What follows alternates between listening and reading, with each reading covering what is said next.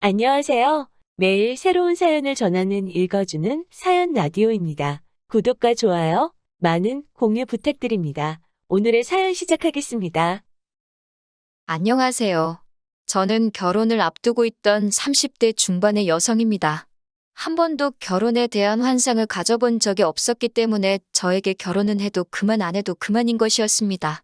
그러다 지금의 남자친구를 만나면서 처음으로 결혼하고 싶다는 생각을 했었지요. 하지만 결국은 저는 혼자 살 팔자인가 봅니다. 내년에는 인생 2막을 시작하게 될 줄 알았는데 씁쓸합니다. 저는 외국계 금융업에 종사하고 있습니다. 결혼을 안 하려던 건 아닌데 늘 공부와 일이 먼저다 보니 연애할 틈이 없었습니다. 가끔 관심을 표현하며 다가오는 남자들이 있었지만 번번이 제가 너무 늦게 눈치를 챘었지요.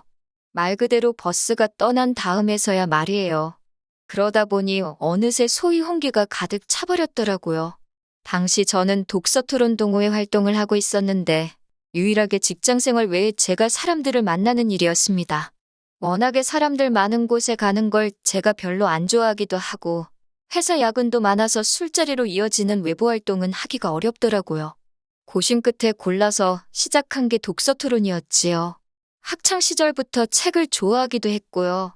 그곳에서 남자친구를 사귀게 될 줄은 당연히 상상도 못했고 계산에도 없던 일이었습니다. 동호회 인원은 13명이었는데 출석률로 따진다면 50% 정도 되었습니다. 직장인들로 구성되어 있기도 했고 강제성도 없었으니 솔직히 50%도 대단하다고 생각했습니다. 그러다 하루는 저와 남자친구 단 2명만 출석을 한 날이 있었어요. 그날이 저와 남자친구가 사귀게 된 계기였던 것 같아요. 남자친구가 저에게 어차피 우리 둘밖에 없는데 밥이나 먹으러 가자고 하더군요. 저도 회사 끝나자마자 불이 나게 왔던지라 배가 많이 고팠기에 좋다고 했습니다. 그렇게 어쩌다 둘이 사적인 이야기를 나누게 되었는데 말이 잘 통하더라고요. 남자친구는 인근 중견기업에서 일하고 있다고 했습니다. 저희 회사에서 그다지 멀지도 않았고요. 다음엔 퇴근 후에 커피라도 한잔하자는 남자친구의 제안이 싫지 않았어요. 그런 식의 만남이 몇 번 반복되다 보니 어느새 저희는 자연스럽게 연인 사이가 되어 있었습니다. 사귄 지 1년쯤 지났을 무렵 남자친구 집에 인사를 드리러 가게 되었습니다. 남자친구 어머니께서 좋아하신다는 특정 제과점에 케이크와 꽃바구니를 사들고 갔어요. 제가 나이는 있었어도 이런 경험은 처음이라 굉장히 떨리더라고요. 남자친구의 집은 서울 외곽 주택가에 위치해 있었습니다. 솔직히 겉에 보이는 걸로 사람을 평가하면 안 되는 건 저도 잘 알지만 시댁 식구들이 거주하는 곳이 반지하라는 걸 알고는 조금 놀라기는 했어요. 왜냐하면 남자친구는 직장 근처 오피스텔에 살고 있기도 했고 좋은 차도 가지고 있었으니까요. 평소에 씀씀이도 적은 편이 아니었기 때문에 저도 모르게 나름대로 어느 정도 기대치가 있었던 모양입니다. 집 안으로 들어가니 정리가 하나도 안 되어 있었습니다. 신발장에 어지럽게 널브러진 신발들과 여기저기 걸쳐진 옷과 수건들을 보고 있으니 정신이 하나도 없더라고요. 제가 어디 앉아야 할지 갈피조차 잡을 수 없었습니다. 결국 들고 온 케이크와 꽃바구니를 부엌에 내려놓고는 거실 한쪽에 앉았습니다. 소파도 없어서 맨바닥에 앉았어요. 이럴 줄 알았으면 치마 말고 바지를 입고 올 거라는 생각을 하는 찰나였는데 남자친구 어머니께서 고기 사올 줄 알고 고기 구워 먹을 준비를 했는데라며 혀를 차시더라고요. 좀 황당했지만 저도 모르게 죄송하다는 소리가 입에서 튀어나갔습니다. 남자친구가 어머님께 지금이라도 사올 거냐고 물으니까 집 앞에 정육점 가서 사오라고 하셨어요. 안창살 있으면 안창살 사오라고 저희 뒤통수에 대고 소리를 치셨습니다. 정육점으로 가는데 무슨 말을 해야 할지 모르겠더라고요. 남자친구도 제 기분을 눈치챘는지 마음 쓰지 말랍니다. 원래 격식이 없으신 분들이라면서요. 정육점에 도착해서 어머님이 시키신 대로 안창살을 샀습니다. 계산은 남자친구가 했고요. 제가 하려고 했는데 당황한 상태에서 남자친구를 따라 나오다 보니 핸드백을 두고 나왔더라고요. 다시 집에 도착하니 아까 못 봤던 사람이 한 명 있었습니다. 남자친구의 여동생이었어요. 남자친구보다 6살 어린 여동생이 있다는 이야기는 들었는데 친하진 않다고 했어요. 성격이 너무 안 맞는다고요. 너무 뻔뻔하고 생각이 짧아서 이야기를 하다 보면 화가 난다나요. 그때만 해도 제가 실제로 남자친구의 여동생을 본 적은 없었던 상황인데 남자친구가 그렇게 이야기를 하니 오히려 남자친구가 이상해 보였습니다. 좀처럼 남에 대해서 그런 식으로 험담을 하는 성격이 아니거든요.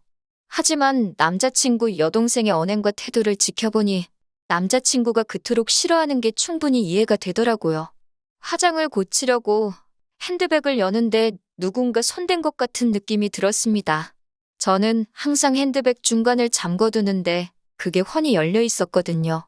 하지만 그때만 해도 스스로 예민해서 깜빡한 거라고 생각하고 가볍게 넘겼습니다. 그런데 아무리 찾아도 제 립스틱이 안 보이더라고요. 며칠 전에 산 명품 브랜드로 새거나 마찬가지였고 좀 전에 오는 길에 남자친구 차 안에서도 발랐는데 말이에요. 차에서 떨어뜨렸나 싶어서 이따 집에 갈 때 찾아봐야겠다 생각했습니다. 하지만 차까지 갈 필요도 없었어요. 거실 바닥에 신문지를 깔고 고기를 구워 먹기 시작했습니다. 하얀 원피스를 입고 갔던 저는 옷차림에 신경 쓰느라 몇 점 먹지도 못했어요.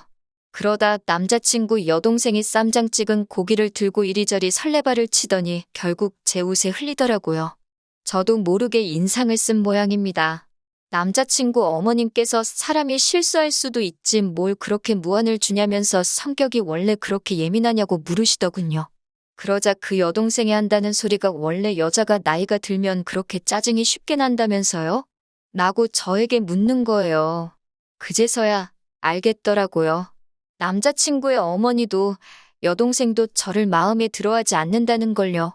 고기가 코로 들어가는지 입으로 들어가는지 모를 식사를 끝내고 언제쯤 집에 가려나 눈치를 살피고 있었습니다. 기분도 안 좋고 마음도 많이 상해서 빨리 집에 가고 싶은 생각뿐이었어요. 그런데 어머님께서 부엌에서 수박하고 복숭아를 가져오시더니 저더러 좀 잘라보라고 하시는 겁니다. 손님으로서 인사드리러 온 자리에서 이런 일을 하게 될 줄은 예상치 못했기 때문에 굉장히 당황스러웠어요. 변명 같지만 제 이야기를 좀 해보자면 제가 대학교에 들어가고 나서 어머니께서 사고로 세상을 떠나셨습니다. 어머니가 떠나신 이후 처음엔 제가 어머니의 역할을 맡아 해보려고 했어요. 집안일도 하고 식사 준비도 하는 일들이요. 하지만 아버지께서는 저는 제 인생을 살라며 더 열심히 공부하고 좋은 직장에 가라 하셨습니다. 주부로서의 삶은 결혼하면 좋든 싫든 하게 될 것이니 미리부터 경험할 필요 없다고요. 그리고 절대 자랑은 아니지만 어려서부터 저는 비교적 유복한 집안에서 자랐습니다. 그래서 필요할 때는 집안일을 도와주시는 도우미 이모님이 오시곤 했기 때문에 더욱이 제가 집안일이나 요리에 신경 쓸 이유가 없었어요. 하지만 남자친구의 어머니께선 어떻게 여자가 그 나이 먹도록 칼질도 못하냐면서 이게 다 엄마가 없어서 그렇다 말씀하셨습니다. 지금부터 당신이 하나부터 열까지 다 가르쳐야겠다고요. 그런 말을 듣고 있는데 너무 속상했습니다. 남자친구가 왜 자꾸 듣기 싫은 소리를 하냐면서 자기가 자른다고 일이 달라고 한마디 나서서 해주긴 했지만 한번 뱉은 말이 주워 담아질 리 없잖아요. 남자친구 어머니께서는 단도직입적으로 묻겠다며 그 나이 먹도록 왜 결혼을 안 했냐고 물으셨습니다. 솔직히 좀 억울하더라고요. 남자친구나 저나 동갑인데 저희 아버지는 남자친구에게 그런 질문 안 하셨거든요. 사람이 사회생활하다 보면 결혼이 좀 늦어질 수도 있는 거라면서요. 저도 똑같이 사회생활을 하고 있었는데 왜 제 나이는 이토록 문제가 되는 건지 싶었습니다. 하지만 어머님께 이런 식으로 따지고 들 수는 없는 노릇이었으니 그냥 직장 생활하다 보니 늦어졌다고 말씀드렸습니다. 그러자 그 직장은 계속 다닐 거냐고 물으셨어요. 여자가 벌어봤자 얼마나 버냐면서요. 제가 다니는 회사는 육아휴직이 비교적 잘 되어 있어서 최대 3년까지 쉴 수 있기 때문에 굳이 관둘 이유가 없다고 말씀드렸습니다. 아버지는 뭐 하시냐는 질문에 사업하시는 분이고 여전히 현역에서 일하고 계신다 했더니 돈은 많이 버시냐고 묻더라고요. 이런 질문을 아무렇지 않다는 듯 하시는 모습을 보고 황당했지만 저도 마음속에서 어떤 반발심이 생겼던 상태라 많이 버신다 했습니다. 한 달에 1,000은 기본이라고요. 사실 저도 잘 모르는데 대충 찍어서 말했어요. 그러자 남자친구 어머니와 여동생 눈빛이 묘하게 달라지더라고요. 혼자 사는 양반이 그렇게 많이 벌어서 그 돈 다 뭐 하시냐 하시길래 그건 저도 모른다. 아버지 재산에는 전 관심 없다고 말씀드렸습니다. 그건 사실이에요. 저도 저 먹고 사는데 부족하지 않을 만큼 잘 벌고 있었으니까요. 그런 대화가 오가는 와중 남자친구 여동생이 화장실을 가야겠다며 일어나더라고요. 그런데 주머니에서 뭔가 반짝하면서 떨어지더라고요. 자연스레 시선이 그리 향했는데 제 립스틱이었습니다. 순간 이게 무슨 상황인가 파악이 안 돼서 신우를 올려보는데 신우가 얼른 립스틱을 낚아채더니 이거 방바닥에서 주웠다며 혹시 제 거냐고 물어요. 맞는 것 같다니까 잘 좀 챙기라면서 신경질을 부리며 저한테 던지듯 주고 가더라고요. 심증은 가는데 확증이 없으니 화를 낼 수도 없고 그렇다고 고맙지도 않고 한마디로 어이가 없었지요. 남자친구도 이게 무슨 상황인가 파악하려는 눈치였어요. 집으로 돌아오는데 아무리 곱씹어봐도 하루 종일 정말 기분 나쁜 일들만 가득한 하루였습니다. 남자친구가 제 눈치를 살피면서 괜찮냐고 묻는데 도저히 괜찮다는 대답이 안 나가더라고요. 제가 왜 하루 종일 그런 대접을 받아야 했는지도 이해가 안 되었고 남자친구 여동생이 제 핸드백에 손을 댔다는 사실이 너무나 불쾌했어요.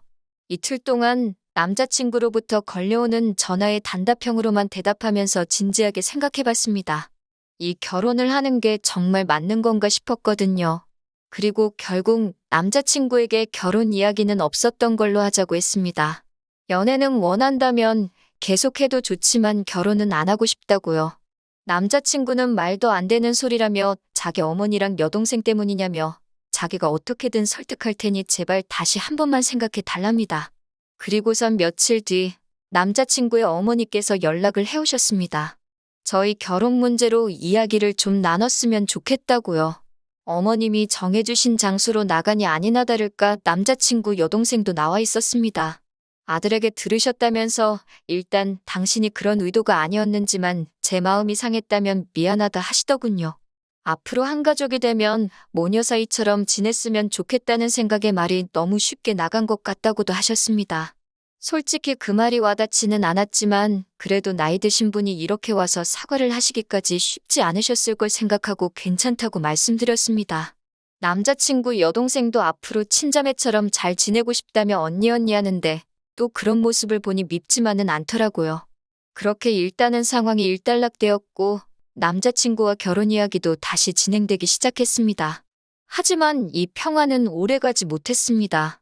그건 바로 남자친구 어머님과 여동생의 시커먼 속내 때문이었어요. 결혼에 관한 세부사항도 조율할 겸 양가 어른들을 모시고 상견례 자리를 갖게 되었습니다.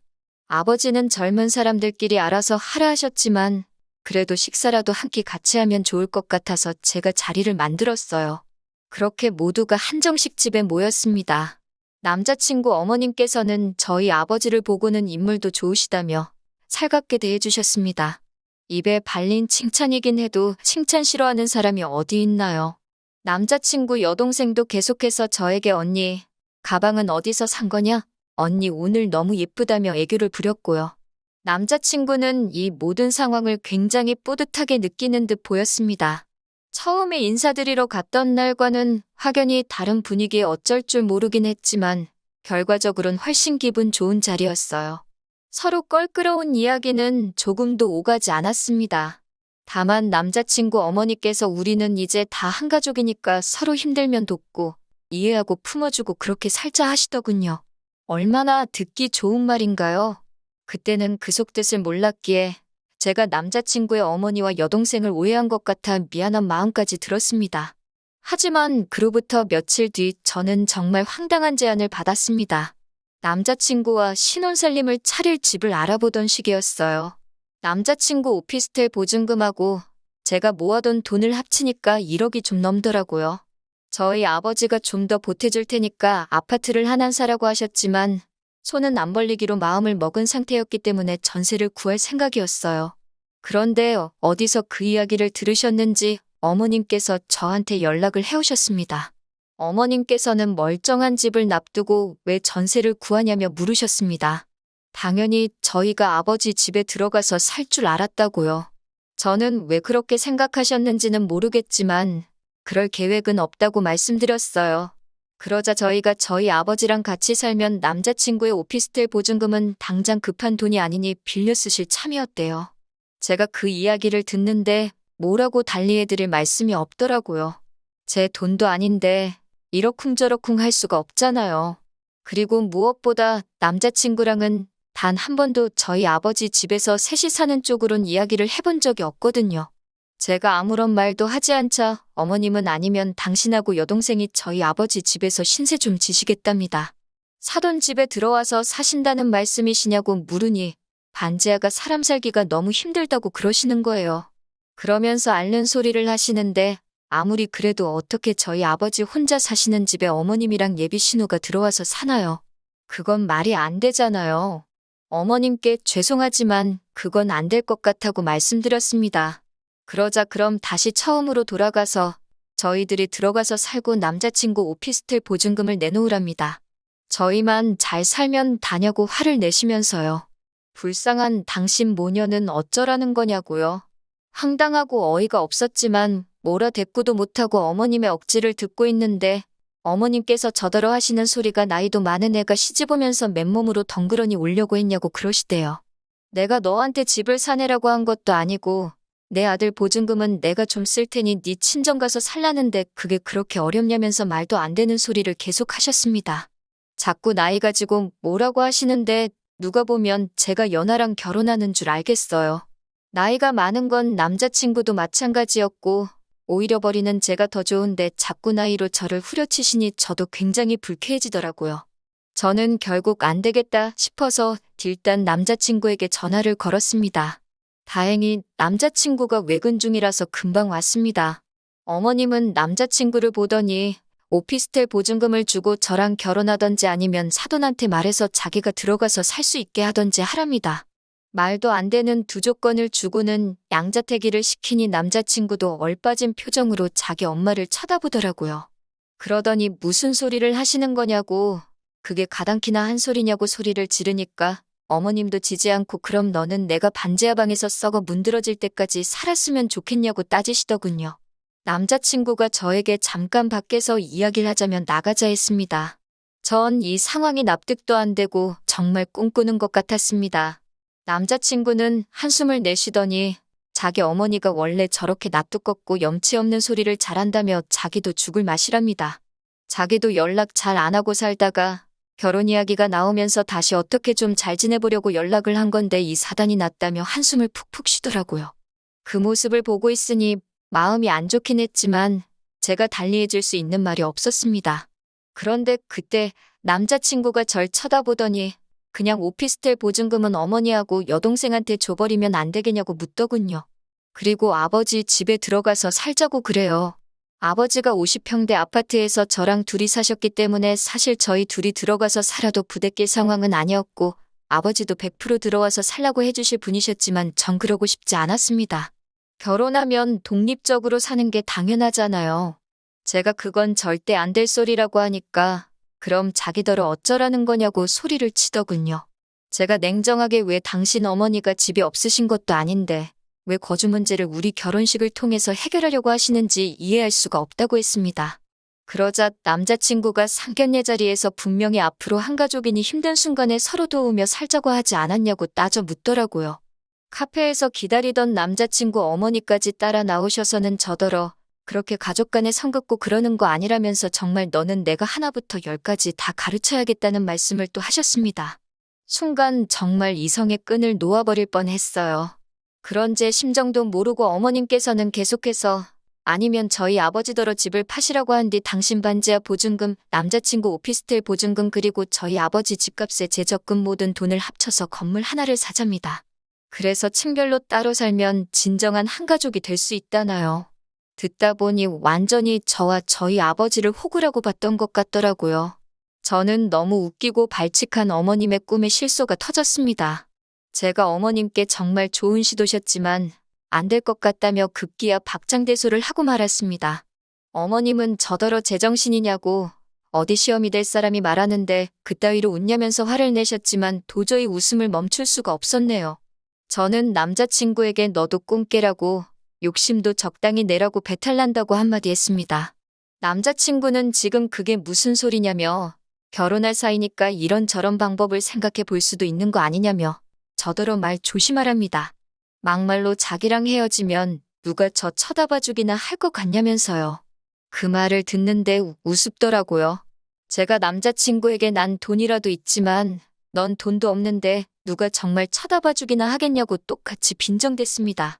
이때는 당연히 파혼을 결심한 상황이었기 때문에 말도 막 나가더라고요.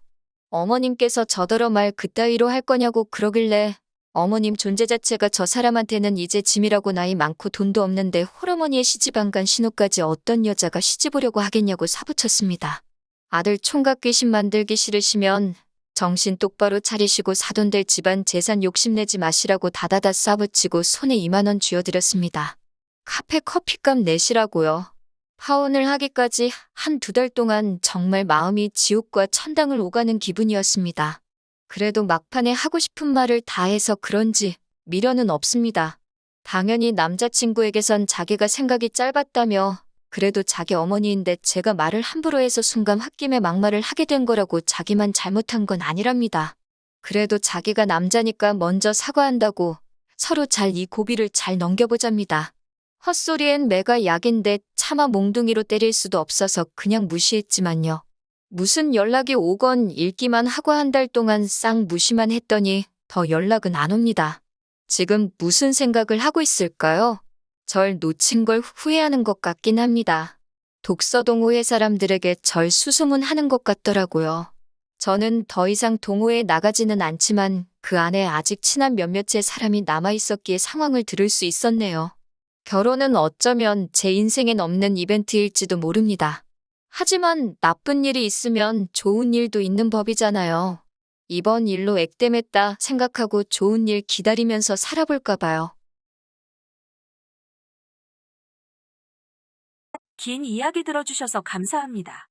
오늘의 사연은 여기까지입니다. 구독과 좋아요, 알람 설정해주시면 앞으로 더 좋은 사연으로 찾아오겠습니다. 감사합니다.